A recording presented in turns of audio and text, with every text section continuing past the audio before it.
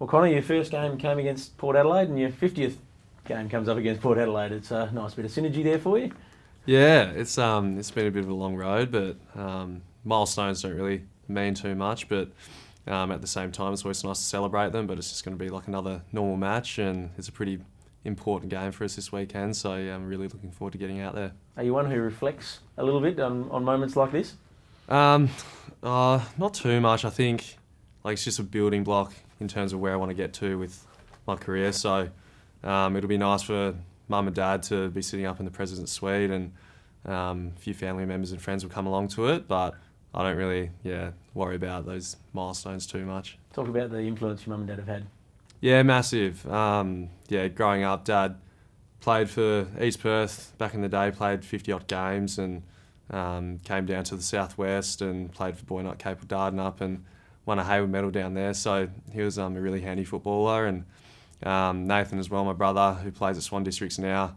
As the youngest child and the youngest brother, I always looked up to Nathan, my old man, so they had a massive influence on me. And Mum, she was a really good hockey player back in the day as well. So I've always had sport in my blood, and they were definitely the people that have influenced me the most. Are you a footy nerd family, given your background? Or are you able to separate enough? Yeah, in terms of like watching the AFL. Yeah, and just talking about it all the time as a family. I know Nathan's obviously got his head down trying to do the best he can for Swannies at the minute as well. Yeah, a fair bit. I think like the longer I've gone into my career, the less invested I am with like what other clubs are doing and speaking about football. I don't really speak about it that much, but with them, like it's always the general conversations of the issues that you're having or how you're going and whatnot. And I'm always keen to know what's going on down at Swannies as well with one of my good mates, Ethan Maguire, who's down at Swan Districts as well. So I do like to keep tabs with that, and Dad's a massive footy head, so it's hard to get away from it. But because I'm so open and honest with Dad, I can just tell him that I don't want to speak about football anymore. So tend to talk about it a little bit, but not too much. I was going to say, he's definitely more a footy head than you are. Oh, definitely. And so is Nathan. Nathan, that's his like big outlet in life. And it's my massive passion as well, and it's Nathan's as well. But I think because Nathan has his medicine stuff that he does, and he's a doctor, so he likes to talk about football a little bit more than what I do. Now, have you been able to discuss your injuries with him over the last 12 months? Yeah, a little bit. His stuff is so much more complex than what I've gone through, but it's always nice to lean on him, and he's pretty blunt with the way that he goes about it. So he'll tell me, he calls a spade, so he'll let me know what's going on and how I'm feeling, and we'll have some good discussions about what's been going on. So it's all good. Your injuries have been pretty well documented, Connor.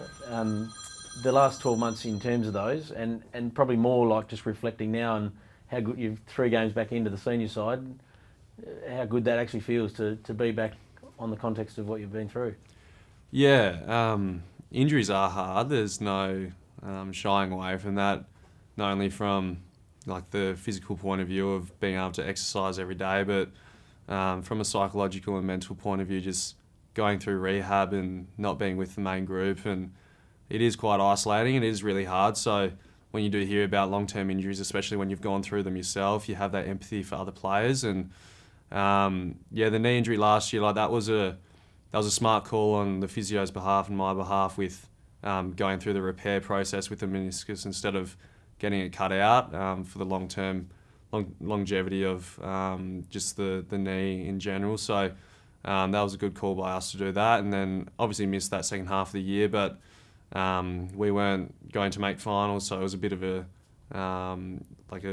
decision just based on that. And then with the hamstring injury halfway through pre-season, that was a tough pill to swallow, because like halfway through pre-season and you're working so hard, and to miss the first chunk of the year, like you build yourself up so much to have like a big year, especially in my 5th year. Like I like to progress every year, so that was hard. But at the same time, I knew that if I did everything right with my rehab, it wouldn't take too long to get back into the swing of things. And to miss the first 7 or 8 games, it was hard to watch, but I tried to focus and make sure that when I was to come back, that I'll be able to impact. And still, up until this point, like I'm still building my match fitness, but I feel like I'm starting to get back into the swing of things and starting to impact games the way that I want to.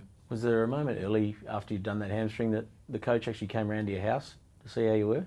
Yeah. Can you tell us about it? Yeah, Ross is he's great with injuries and things that go on with your personal life. So he came around a couple of days after the operation, and I was sitting up at home, and Mum and Dad were over, and just had a chat about everything. And he's always so supportive with that sort of stuff. So he wrapped his arms around Alex with his surgery this week, and with Lobby and Tabsy going down as well. So he's a great mentor and someone that I certainly look up to. So just rocked up unannounced? Yeah, he did actually, yeah. But we were already out the front on the front porch anyway, so we knew he was there, and just had a chat with him. Yeah, I understand your parents came up too, because they obviously care about how you might have been going at that point too, because it would have been, as you said, a pretty difficult pill to swallow at the time.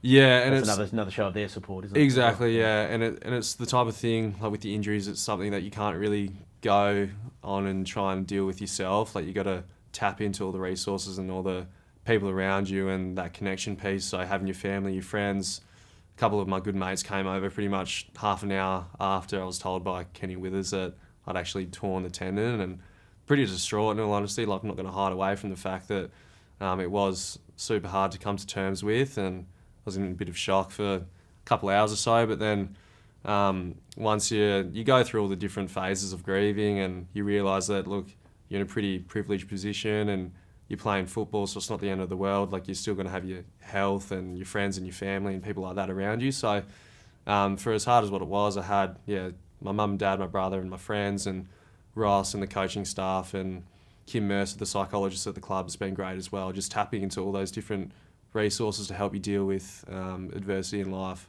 is certainly something that helps you get through the situations. For those who don't go through it, Connor, take us through how you actually feel in that first couple of hours. Do you start thinking, is this the end, like after you've been through a couple consecutively? Yeah, you certainly question, like, why me initially, and you roll in your self-pity and you think, oh, why is this happening to me when I'm trying to do everything possible to get myself up, to play some really good football and lead a really healthy life and do everything that you want to achieve.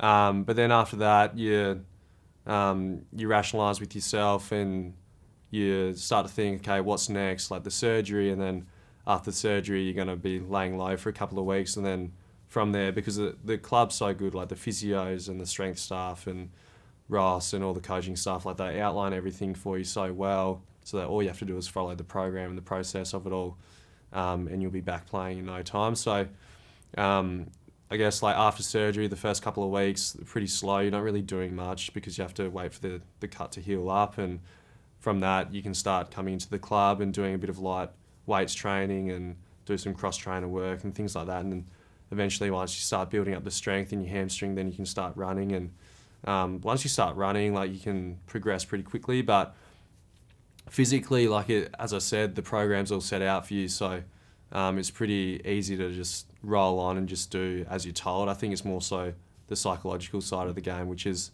the tough one, that more and more now we're talking about it, having the conversations, and people are more aware of what's going on with mental health, which is great. But yeah, as I said before, like the importance of tapping into your friends and your family and connecting with them, and the resources around you. And like, there's so many great relationships that I've started to build at the club, and there's so many guys at the club that messaged and called and want to check up on you and how you're going. And you tend to repeat yourself a fair bit in the first couple of weeks, but then after that, you're happy to come back and actually talk to everyone face to face, because I went down to Bunbury for a couple of weeks and just laid low with mum and dad. So it's something that, although you don't want to go through it, I feel like you're a lot more appreciative and grateful for actually going out there and playing. And every time I've stepped out in the field this year, like I've just been so grateful to be out there. Obviously, it's a very intense environment, and I want to play some really good football and continue to play at the highest level, but at the same time it can be taken away from you so quickly. So it's really important just to stay really grateful for the position that I'm in. Yeah, it's not a bad lesson to learn so early in your career, I reckon, because you've obviously got a lot of it left, which and you live through those things, and a bit like Alex, as you say, like he's been through a lot too, and you can see what it meant to him when he was playing earlier in the year too. So after what he's been through, you've done them both at training too, didn't you? The knee and the hammy. You want to train a bit lighter, mate. What actually physically did you do to the hammy? Yeah, so I tore my proximal tendon. Pretty sure what it's called. Yep. Yeah, so I tore that not in half, like it was still slightly connected when the surgeon went in and had a look at it, but basically just puts it back together, gets the tension back into the tendon, and then sutures it back together. And so it wasn't torn off the bone. If it was torn off the bone, that's a lot longer recovery. That takes about a year or so. So that little thread was useful by the sounds. Yeah, it was still slightly attached, Because but the majority of it was still torn. It was like a frayed rope, pretty much. So yeah, Peter and Ian went in there and did a really good surgery on it, and it all went well. And it was a pretty smooth recovery process, and it was about from the time that I did it to the time that I played was about 13 or 14 weeks. As was probably set out in the first place, wasn't it? Yeah. Yeah, but as you say, you go through these things and you fight back through them. I think that's the way it is. It builds a bit of resilience in your character a little bit too, doesn't it? Not that you want it, but in that manner. But yeah, and that's what I said before. Like, as much as you don't want to go through those sorts of things, I think if you can learn and take some really good lessons out of it, you can certainly grow from them. And yeah, just not that I wasn't appreciative and grateful for playing football beforehand, but I've got a greater sense of just that gratitude. Was it tougher as well, a little bit of edge tougher, because you'd obviously set yourself when Lockie had left to maybe fill part of that void. I'm not saying you'd fill all of the void or whatever, but there was a spot there to be filled, wasn't there? So I imagine that was difficult in your mindset as well, because you probably set yourself to take part of that role. Yeah, a little bit. I think the majority of me going into the midfield and going into Lockie's role was created outside. Externally by the media, and it was more so just purely missing out on football and not getting the chance to go out there and play every week possible. So I think that was just the main reason behind, well, not only not playing footy, but also not being able to go out and do the things that I want to do and live a healthy lifestyle for that little short period of time. It's because I have had the surgery a couple of times, like on my knee and shoulder a couple of years beforehand. When you have the first month or so, it's just like you're doing your head in, because you can't exercise, you can't live a healthy lifestyle. So that's another hard thing that you have to go through. So it's more just the general opportunity rather than something specific that you're aiming at. Yeah. Just the general opportunity to continue to grow and continue to become a better footballer, because your time in this game is only finite and it doesn't last forever. And as you said before, I've still got a long way to go in my career, but at the same time, you want to make the most of each year, because every pre-season rolls around and you train for so long and you're doing such hard sessions all the time that you want to be able to capitalise on that and play every game possible. And when you can't do that, when it's taken away from you, that's when you go through all those different stages of the grieving process. Now, I read a piece online somewhere about your mum and the letter that you wrote her, and about year 9 or somewhere, and she carries it around with her all the time. That probably gives you great perspective too now, I'd imagine, reading that, what your mum thinks about that moment as an adult and the time you went through. Do you remember that time well, like when you maybe covered yourself up a little bit from your family and then grew to a point where you didn't again? Yeah, I think I just went through a stage of high school or even primary school, depending on what age you go through it, or where you don't really want to know your parents and you don't really have that respect for them and you don't want to tell them anything. You sort of shut off from that, and then you come out of that and you realise how much your parents actually do for you and how much they sacrifice for their own life, and all the trips that they did to Perth growing up and getting me to be able to play the football and get to the position that I'm in now. There was this one Mother's Day where I was like, I don't want to just say Happy Mother's Day and give her a present. I was like, I'll actually write a letter to her and show her how much she means to me and how important she is to be in my life. So that was good, and for Mum to bring that up and to say that she's still carrying around with it, obviously meant that it meant a lot to her. Yeah, it means a hell of a lot to her by the sounds. What about, I know you wrote a piece yourself about taking off your social media. Are you back on it, and how do you balance that now? I was back on it for a little bit, and I was only back on it for about a few weeks or so, and then... And when was that? That would have been maybe a couple of months ago. And it was just a combination of the environment that it is. I don't really like the environment and the way that everything's set up, but then also just spending a lot more time on my phone, and didn't really enjoy that. I'm really conscious of how much time I spend on it and want to make sure that I'm making the most of every day instead of just looking at my phone and looking at what other people are doing. So in one sense, it's a great tool to get in contact and stay updated with what other people are doing, but then at the same time, if you use it in the wrong way and you're just constantly looking and comparing and trying to copy what other people are doing and get caught up in the wrong sorts of way of living, I think it's detrimental to your mental health. So because it sounded like that confronted you a little bit when you first came here too, trying to compare yourself to everyone else and then realise that wasn't quite the way to be, is it? Because everyone's so different. Exactly. And I guess it just wasn't the right environment for me, so I just stepped back off it, and I've got no regrets about doing that. Is it true? Nathan was saying something about how you look for a sort of minimalist type of life. Do you follow that? Is that something that you do? Oh yeah, it's I watched this documentary a while ago on Netflix, like the What was it minimalism documentary, and it's just about how like you don't tend to live with too much. You just have whatever you have in your life is serving a purpose, or you find joy out of it. So instead of having like a wardrobe full of clothes that you don't wear, you just have the clothes that you actually do wear. So simple like that, but So there's nothing special about it. It's just a matter of generally paring things back a little bit to be a bit more real. Was that pretty much just stripping it right back to the things that you actually need in your life? And because there's other people that have cars and all this junk in their house that I don't actually use. So basically, it's just anything that I do have in my house or that I use, like I actually use it all the time. So it's pretty blank canvas when you walk into your house by the sounds of things. Potentially, yeah. For some people, yeah. How has that impacted on your footy? Like, is there a correlation there that you can actually feel or see?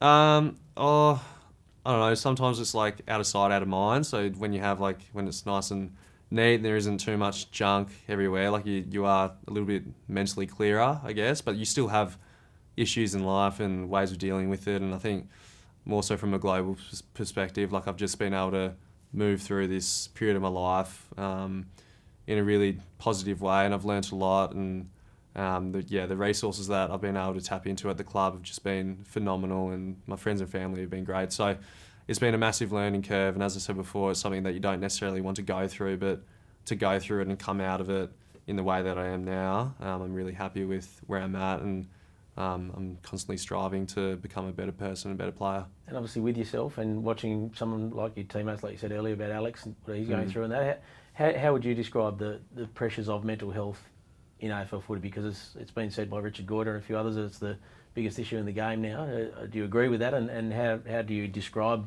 the pressure that it is in modern AFL? Because it's certainly a lot different than when your dad was playing footy. Yeah, I definitely do think it's one of the biggest issues that we do face as players. I think just with the level of scrutiny and the expectations that you put in yourself and that other people have of you and your coaches, and there's definitely a great amount of resources that you can use to help you through handling those sorts of pressures. But I think it's just good to reinforce to other players that there are lots of support and guidance out there for you to use, and you've got to sort of get on the front foot and be proactive and make the most of it yourself. Because if you try and internalise everything and keep it to yourself and not really speak about it, that's the worst thing that you can do, because you feel like you're the only one going through those sorts of issues. But as soon as you open yourself up and you become a little bit more vulnerable than what some people do, how some people just put up a facade and pretend like they're going well, when you actually open yourself up and you get a little bit vulnerable, that's when you're going to be able to make the most of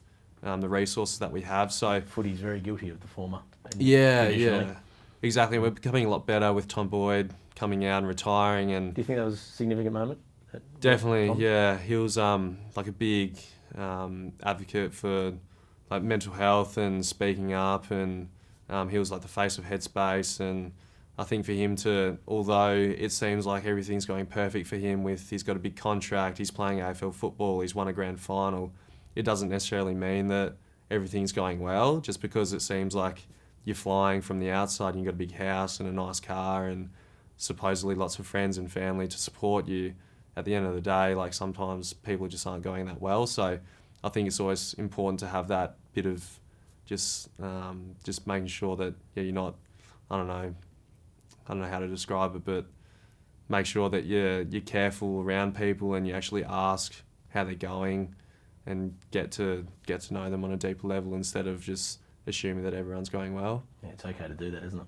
That's the thing that I think footy's starting to realise it better than it ever did, but there's still a long way to go, I think. Yeah, for sure. When the pressures are increasing, like the social media stuff that you're talking about, there's plenty of it there. So it sounds like you've obviously got a few different parts of your life that gives you your mental health support. What part does surfing play in that? Yeah, surfing's one of the most incredible, important parts of that whole circle of resources to help me through. I've got the friends and family, and obviously the football's a massive part of it, and I go to university as well. And then surfing's something that I jumped on probably about 3 years ago, and it's just something that you can do outside of football, and it's really challenging, and it's something that's really, really hard to master. And I've met so many great people through surfing, and I've had such great times out in the surf and out in the ocean. And Explain what it does, like mentally Yeah. for you. What sort of support it is for you.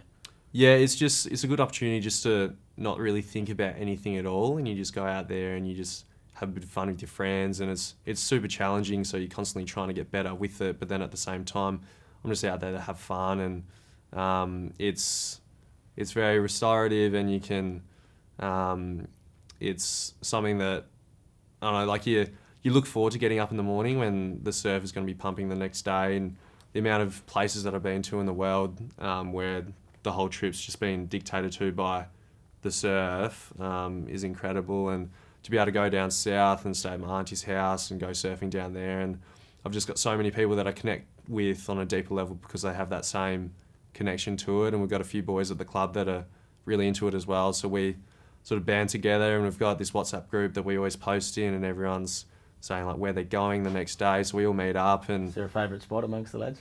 we've got a spot, sand tracks out at Port Beach, just in the corner, that fires on its day in winter, so we go down there a bit. But and it's great to get other boys that haven't actually really done it that much in their life and haven't really been around the water too much, for them to experience something like surfing, because once people do experience it and they have a good experience early on in their like career of doing it, they really latch onto it. And then to be able to guide people through with that outside of football, like you don't even speak about football when you're out there, and it's a really enjoyable experience to share with other people. You any good at it? Starting to get better. There you go. and, Certainly not on the world tour. Not yet. Stretch of the imagination. What do you do a bit of mentoring through it as well? Through the surfing? Yeah. Yeah. So there's this association, the Disabled Surfers Association. They have like 4 or 5 events every year throughout summer. It's basically where people just go down to the beach. Anyone can volunteer, and there's a group of anywhere from 30 to 80 disabled people that go down to the beach, and you get them on the board. If they're quadriplegics, like you get them in this little beanbag apparatus, and you put them on the board, and you can actually, even if there's barely any waves, you form up in like 2 lines, and you can push them through the lines, and for them to experience like the feeling of moving on a board in the water, it's pretty amazing to see their reaction, not only for them but also their carers that look after them, just for them to see that they're the person they're looking after, like their family member or friend. The look on their face is pretty amazing when they see the participant doing something like that. That can deliver you a fair bit, can't it? When you know what you're going through in life. Now, there's a couple of things here I was going to tell you. So the 87th player to played the 87th most games at Freo, 184th player to play for Freo, the 4th lowest goal kicker on Fremantle's list to have played 50 games or more. About time you hit the scoreboard, mate. I know. I was thinking about the boys always. Ed Langdon always gives me a bit of stick about it. I had in my, I think it was my second year, I kicked probably 1 goal, 10 or something like that. So I've definitely had the opportunity to kick a few more goals. So hopefully I might press forward and kick a few more soon. Just a couple of snags. Well, you were the first ever player to be drafted with pick 34 for the Fremantle Dockers too. Very nice. NFL told me yesterday. At least got something. So I think I'll give you these. You can have a look at these. Just lastly, Connor, on your opportunity, like, and what it means to you at this point in your life. Just with football, yeah, and probably more broadly as well, like, yeah. Yeah.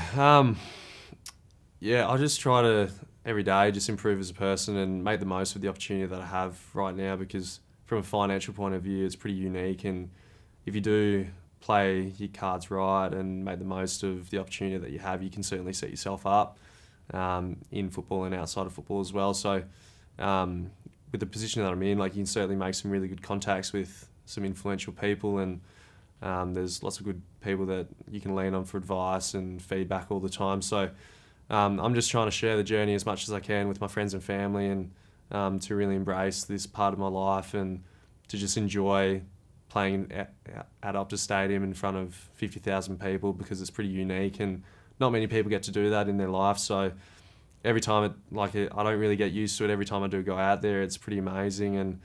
And to be able to live this sort of lifestyle and to live a healthy lifestyle, and everyone always says you you're so lucky to be able to go to work and you get paid to exercise. And it's true, people living that 9 to 5, they certainly struggle to find the time to be able to do that. So yourself.